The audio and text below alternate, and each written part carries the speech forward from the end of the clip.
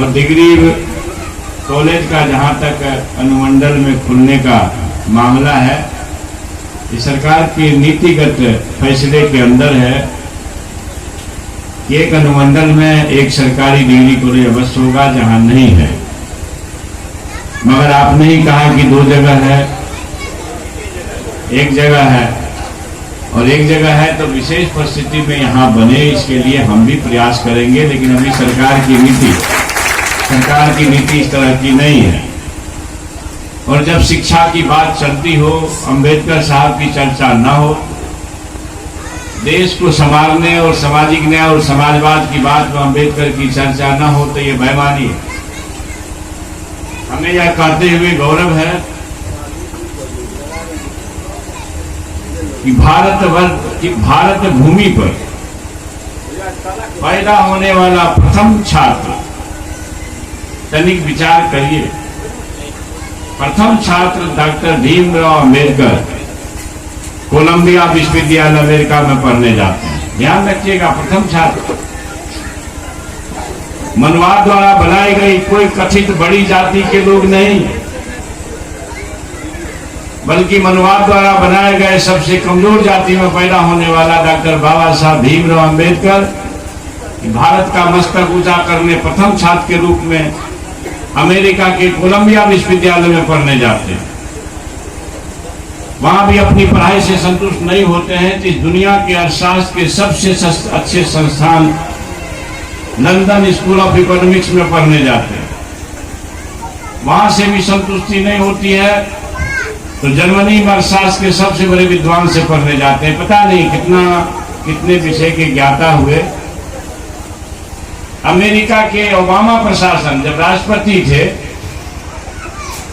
Colombia विश्वविद्यालय किसी मामले में विजिट करने गए, उन्होंने देखा कि कोलंबिया विश्वविद्यालय के अर्थशास्त्र विभाग में उस परिसर में भारतीय मूल के काला कलूटा आदमी का फोटो लगा हुआ, फोटो नहीं मूर्ति लगी, पोर्ट्रेट बोलते अंग्रेजी में। उनको जिज्ञासा हुई कि कौन व्यक्ति है या कि अमेरिका में उसको लोग सलाम करता है शिक्षा के क्षेत्र में। उन्होंने अध्ययन कराया और 100 वर्षों के विद्वानों का जब अध्ययन उन्होंने कराया, सर्वेक्षण कराया, तो आपका मस्तक गौरव से ऊंचा होगा। भारत भूमि के अति कमजोर जाति में पैदा होने वाला छात्र बाबा साहब भीमराव अंबेडकर को ज्ञान के प्रतीक की उपाधि मिली, सिंबल ऑफ नॉलेज का उपाधि मिला। मैं जो कह रहा हूं, शिक्षा मंत्री के रूप में इस समाज के सामने उसकी सच्चाई को परख करनी हो, तो सिंबल ऑफ नॉलेज अपने मोबाइल में, स्मार्टफोन में, गूगल पर जाकर के अभी देख लीजिए। अगर एक व्यक्ति का नाम और शक्ल आएगा तो उसका नाम है डॉक्टर बाबा साहब भीमराव अंबेडकर।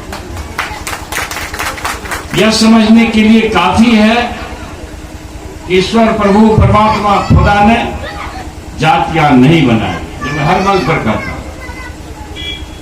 ईश्वर प्रभु परमात्मा ने जातियां नहीं बनाई, जातियां हमारे पुरखों की गलती से बनी है, हमारे पुरखों की गलती से बनी है। इसी को मोहन भागवत कहते हैं कि जातियां पंडितों ने बनाई है, ईश्वर ने नहीं बनाई। मैं तो पंडित बोला भी नहीं, मैं तो पुरखा बोला, और पुरखा हमारे हैं। 4000 साल, 5000 साल, 3000 साल पहले हमारे पुरखों से गलती हुई है। मगर मोहन भागवत कहते हैं कि ईश्वर जाति नहीं बनाई है, पंडितों ने जाति बनाई। मेरे हाथ में बयान है, दस्तावेज, और एक बार नहीं 2 बार बोले, जाति भगवान ने नहीं, पंडितों की दे। मोहन भागवत ऐसा नहीं ना कहीं छपा दिए इसको, ऐसा होता है क्या? आप तनिक विचार करिए, 55 प्रकार का भोग कोई आपको करा दे, एक बार गंदा गाली दे, अच्छा लगेगा? इसी को डॉक्टर भैया ने कहा कि मानस में बहुत अच्छी अच्छी चीजें भी है, समाज को समझने सीखने लायक है, अनुकरण के लायक है, मगर कुछ कचरे भी हैं।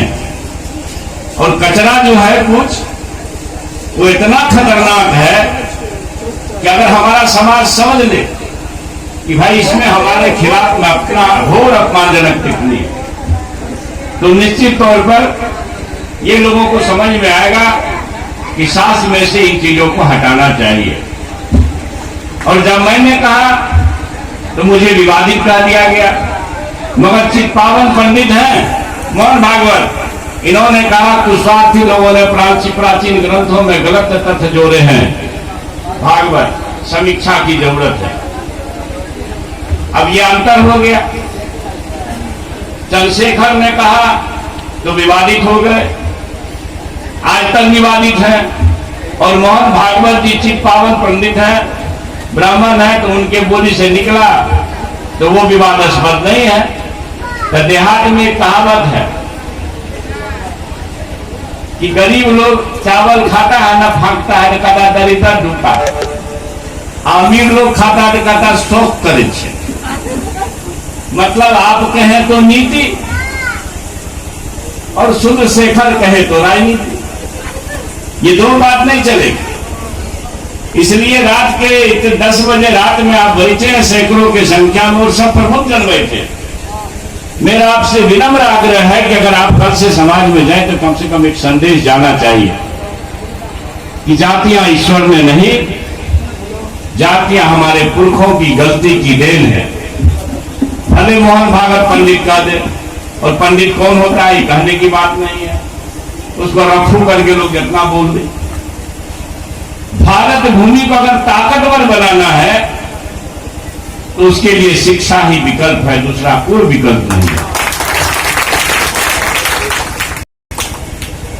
गुरु प्रहलाद ने ओली चररिया, सुखदेव ने निर्मल की भी, दास कबीर ने ऐसी ओली, जस की तस धर दीनी।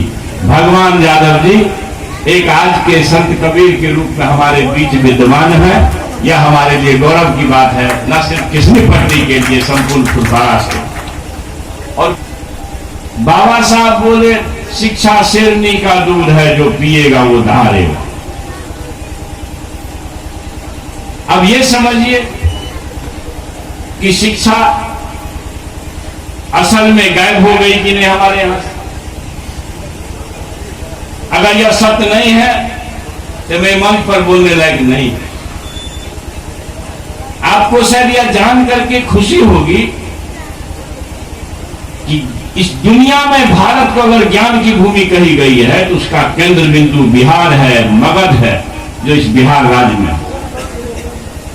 यहीं पर भगवान बुद्ध को ज्ञान प्राप्त हुआ और यहीं पर निर्वाण प्राप्त हुआ। दुनिया में अगर संघर्ष की भूमि कही जाती है, भारत को अंग्रेजों को फिरंगियों को खदेड़ने के लिए अगर कोई माकूल जगह मिला, राष्ट्रपिता महात्मा गांधी, जिसको हम लोग श्रद्धा से बापू कहते हैं, कि यही भीति हरवा, यही चंपारण, इसी बिहार में दुनिया को शून्य का ज्ञान देकर के गणित का बोध कराने वाला अगर कोई भारत की भूमि को अवसर प्राप्त हुआ तो इसी बिहार में आज भर पैदा हुए हैं। कर्मभूमि, जन्मभूमि। दुनिया को अगर भारत को गणतंत्र सिखाने की धरती कही गई है तो यही वैशाली, यही लिच्छवी स्टेट इसी बिहार प्रदेश में है। इतने गौरवशाली धरती पर अगर ज्ञान गायब हो जाए तो इसकी चिंता तो सबको करनी है। अगर हम ना करेंगे इसका मतलब हम स्वार्थी हैं। आज से पहले बीपीएससी परीक्षा लेती थी कि नहीं लेती थी, जरा बताइए। आदरणीय नेता, सामाजिक न्याय के योद्धा लालू प्रसाद जी के टाइम में जितनी बहालियां हुई, पूर्व मुख्यमंत्री श्रीमती राबड़ी देवी जी के टाइम में जितनी बहालियां हुई, बीपीएससी लिया कि नहीं लिया? अब इस पर अगर आपत्ति है तो मेरे लिए चिंता का विषय। मैं समझता हूं ना कि किसी न किसी को तो यह हलाहल पीना था, और बिहार विकास के शिल्पकार आदरणीय नीतीश कुमार के नेतृत्व में चलने वाली सरकार अगर यह निर्णय लिया है तो आप सबका सहयोग चाहिए। तो मेरा ये कहना है कि हमारे लोग कहते हैं, हमारे छात्र कहते हैं, हमारे अभ्यर्थी कहते हैं कि हमने दक्षता परीक्षा पास की, हमने ट्रेनिंग किया, तो हमको और एक परीक्षा क्यों देनी चाहिए, ये कहते हैं। लेकिन दक्षता कैसे पास किया है 20% लड़के, ये भी आप लोग जानते हैं। अगर नहीं जानते हैं तो कोई बात नहीं, खुद में आंख में धूल झोंकिए या हमको झोंकिए। अगर इस स्पष्टता के साथ मैं ये बात आपको विनम्र आग्रह के साथ कहता हूं, तो परीक्षाओं से घबराना नहीं चाहिए। और आप जानिए, कोई प्रोफेसर होता है कॉलेज में, तो उसको भी नेट करना पड़ता है, और नेट करने के बाद ही वो दक्ष होता है प्रोफेसर बनने के लायक, तब एक कठिन गंभीर इंटरव्यू से गुजरता है। तो डोमिसाइल नीति जो बनी है, तो आप जानिए कि 60% बच्चे तो आरक्षण में आ जाएंगे हमारे यहाँ। आएंगे कि नहीं आएंगे? 50 फिर 10, और जब हमारे बिहार के बच्चे हैं तो कम से कम रेस्ट जो बचेंगे 40%, मुझे पक्का विश्वास है कि 40% में से कम 30% हमारे बच्चे आएंगे। कितनों कमजोर हुआ है कि लड़का मेहनत करके पढ़ता। तो इस स्थिति में, और जब निर्णय होता है किसी नीति का, तो ये सामूहिक जिम्मेवारी के साथ होता है, पूरे मंत्रिपरिषद का निर्णय होता है, किसी एक व्यक्ति का निर्णय नहीं होता। और शिक्षा बिहार की भूमि, जिसकी विरासत शानदार रही है, दुनिया भर के लोग पढ़ने आते थे यहाँ। विक्रमशिला तक्षशिला तो पाकिस्तान में चला गया, और देश के प्रधानमंत्री तक्षशिला को भी बिहार में गिन देते हैं, मगर उस पर कोई आरोप नहीं लगाता है कि विवादास्पद बोल हुआ कि नहीं हुआ। स्वामी विवेकानंद को मोदी जी श्यामा प्रसाद मुखर्जी से बात करा देते हैं।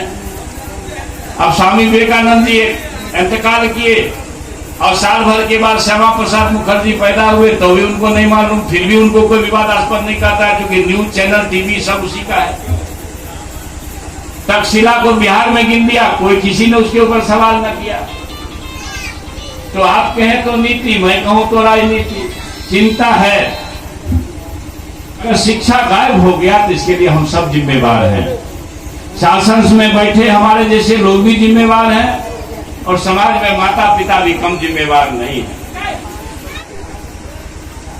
अगर दुनिया से चीन की चौधराहट और अमेरिका की दादागिरी को खत्म करना है, तो आपको सोचना होगा कि इसका रास्ता कैसे निकलेगा। शिक्षा तो बड़ा माध्यम है, मगर छोटा माध्यम क्या है, उसको भी आप कमतर नहीं आंक सकते हैं।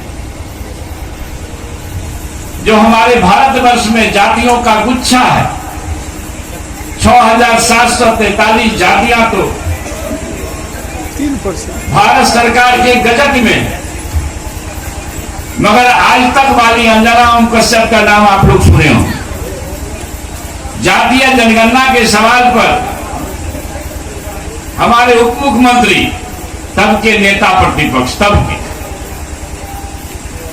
युवाओं और बेरोजगारों के लिए हर समय चिंतित तेजस्वी प्रसाद यादव जिससे वो साक्षात्कार कर रही थी, उस समय वो बोलती है कि अब तो 48,000 जातियां हो गई, अब 6,743 से काफी है। अब वो कहती है अब 48,000 जातियां हो गई, तो अब जनगणना कैसे होगा।